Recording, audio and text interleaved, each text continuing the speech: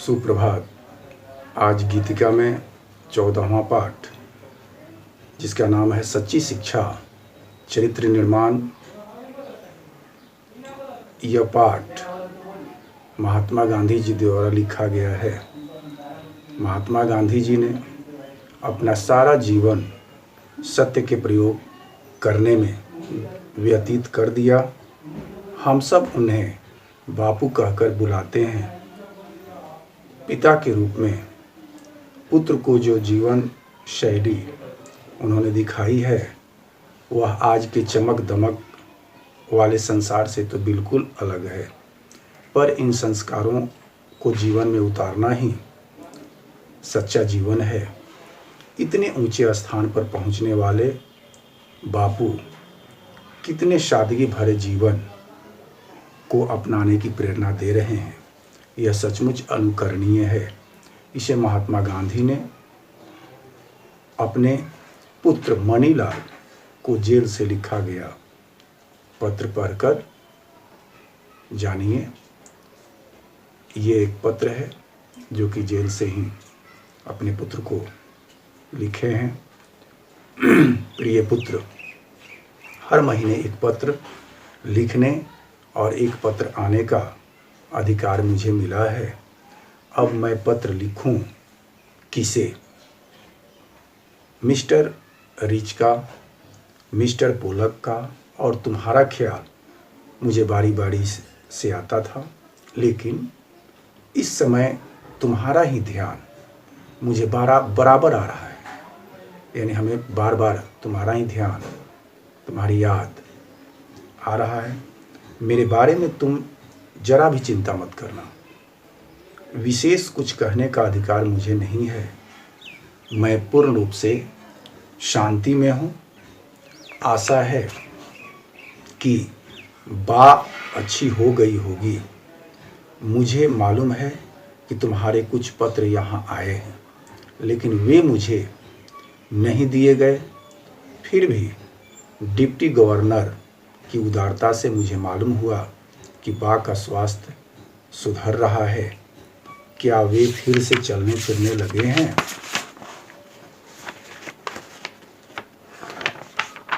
चलने फिरने लगे हैं।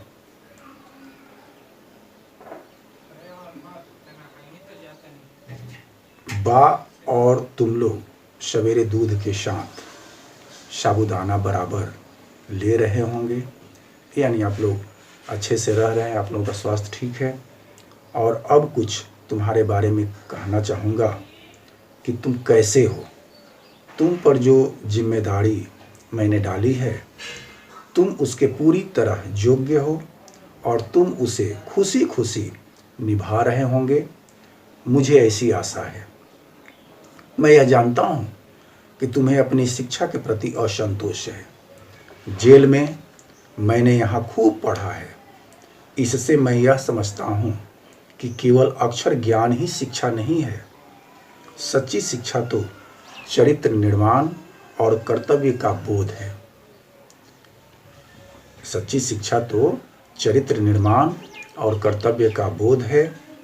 यदि यह दृष्टिकोण सही है, और मेरे विचार से यह बिल्कुल सही है, तो तुम सच्ची शिक्षा प्राप्त कर रहे हो।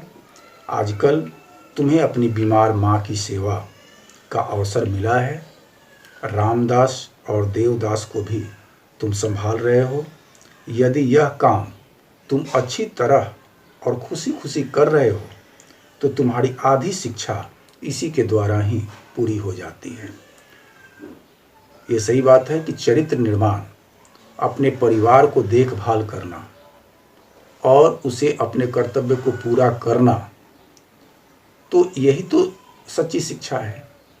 यदि स्कूल, कॉलेज, महाविद्यालय ये सब नहीं जाते हैं, लेकिन आप अपने कर्तव्य को निभा रहे हैं पूरे शिष्टाचार के साथ, आज्ञाकारी के अनुसार, आज्ञाकारी बन करके अपने माता पिता, बाबा, ये पूरे परिवार को, यदि इसमें पत्र के माध्यम से यही लिखा गया है, महात्मा गांधी के द्वारा यही कहा गया है पुत्र के प्रति कि यही सच्ची शिक्षा है, तो तुम्हारी आधी शिक्षा इसी के द्वारा ही पूरी हो जाती है। खुशी खुशी यदि कर रहे हो तब। ये सच्ची शिक्षा की चरित्र निर्माण है। एक बात मैं कहना चाहता हूँ कि आमोद प्रमोद एक निश्चित आयु तक ही शोभा देते हैं। 12 वर्ष की उम्र के बाद बच्चों में जिम्मेदारी और कर्तव्य का भाव होना चाहिए। फिर यह महात्मा गांधी बता रहे हैं कि 12 वर्ष की उम्र के बाद बच्चों को अपनी जिम्मेदारी और कर्तव्य को समझना चाहिए और जिम्मेदारी और कर्तव्य का बोध होना चाहिए। उन्हें अपने आचार विचार में सत्य और अहिंसा के प्रयोग की चेष्टा करनी चाहिए, यानी सत्य अहिंसा की ओर चेष्टा करनी चाहिए कि उसका प्रयोग हम किस प्रकार से कर रहे हैं,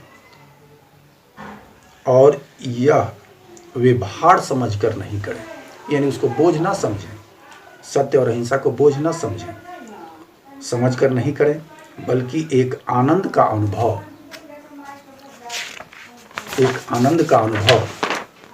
करते हुए करें।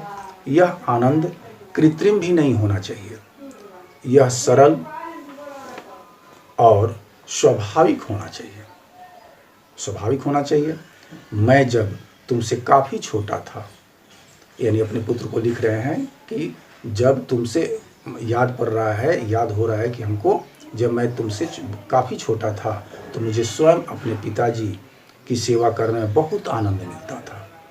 12 वर्ष की आयु के बाद आमोद प्रमोद का बहुत ही कम बल्कि नहीं के समान ही अवसर मुझे मिला है। संसार में 3 बातें बड़ी महत्वपूर्ण है। महात्मा गांधी के द्वारा लिखा गया ये जो पंक्ति है, महत्वपूर्ण 3 बात बताए हैं कि संसार में 3 बातें बड़ी महत्वपूर्ण हैं। इनको प्राप्त कर तुम संसार के किसी कोने में जाओगे तो अपना निर्वाह कर सकोगे। सबसे पहली अपनी आत्मा का, अपने आप का और ईश्वर का सच्चा ज्ञान प्राप्त करना। ईश्वर का सच्चा ज्ञान प्राप्त करना, इसका मतलब यह नहीं कि तुम्हें अक्षर ज्ञान नहीं मिलेगा, वह तो मिलेगा ही, लेकिन तुम उसी की चिंता करो। यह मैं नहीं चाहता, इसके लिए तुम्हारे पास अभी बहुत समय है।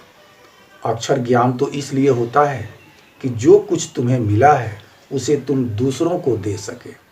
देखिए बहुत सुंदर ये जो पंक्ति है और ये जो गद्यांश है बहुत सुंदर है कि अक्षर ज्ञान तो इसलिए होता है कि जो कुछ तुम्हें मिला है, यानी हम जो पढ़ लिख करके जो हासिल किए हैं, तो उस जो ज्ञान हम हासिल किए उसको हम दूसरे को दे सके, उसके लिए अक्षर ज्ञान की जरूरत है। इतना और याद रखना कि अब से हमें गरीबी में रहना है।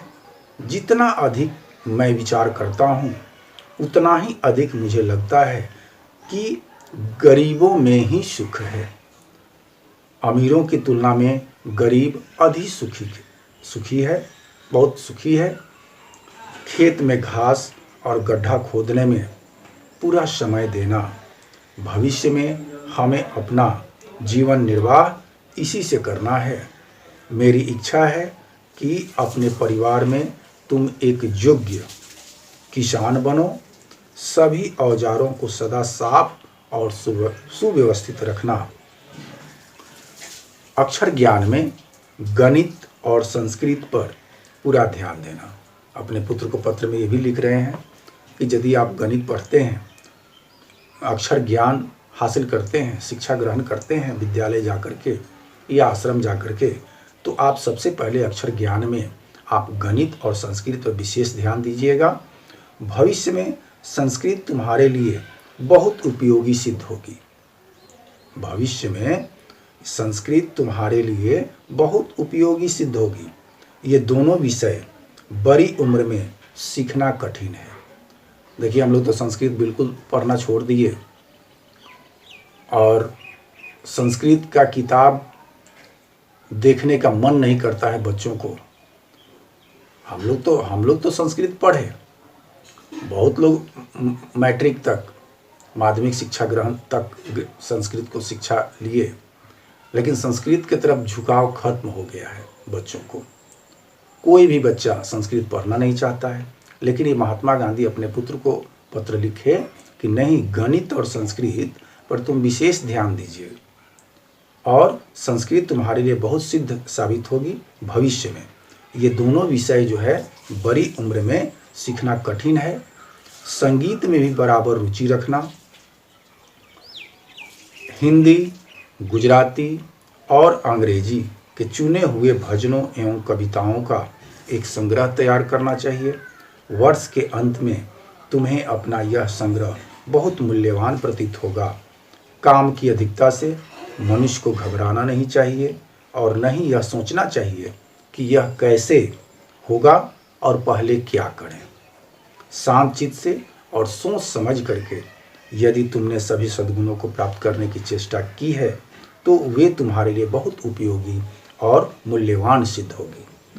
तुमसे आशा है कि घर के लिए जो भी तुम खर्च करते होंगे उसके पैसे का हिसाब रखते होंगे। मुझे यह भी आशा है कि तुम रोज़ शाम को नियम पूर्वक प्रार्थना करते होंगे और रविवार को श्री वेस्ट के यहाँ भी प्रार्थना में जाते होंगे। सूर्योदय से पहले उठकर प्रार्थना करना बहुत ही अच्छा है। प्रयत्न पूर्वक एक निश्चित समय पर ही प्रार्थना करनी चाहिए। यह नियमितता तुम्हें अपने जीवन में आगे चलकर बड़ी सहायक सिद्ध होगी। इस पाठ से हमें क्या शिक्षा मिली? तो मनुष्य को काम की अधिकता से घबराना नहीं चाहिए और न ही यह सोचना चाहिए कि यह कैसे होगा। यदि शांत चित्त से और सोच समझ करके काम किया जाए तो यह बहुत उपयोगी सिद्ध होता है। इसलिए हम में जिम्मेदारी और कर्तव्य का भाव होना चाहिए। श्रम, सेवा और सादगी ये जीवन की बहुमूल्य चीज़ें हैं। धन्यवाद।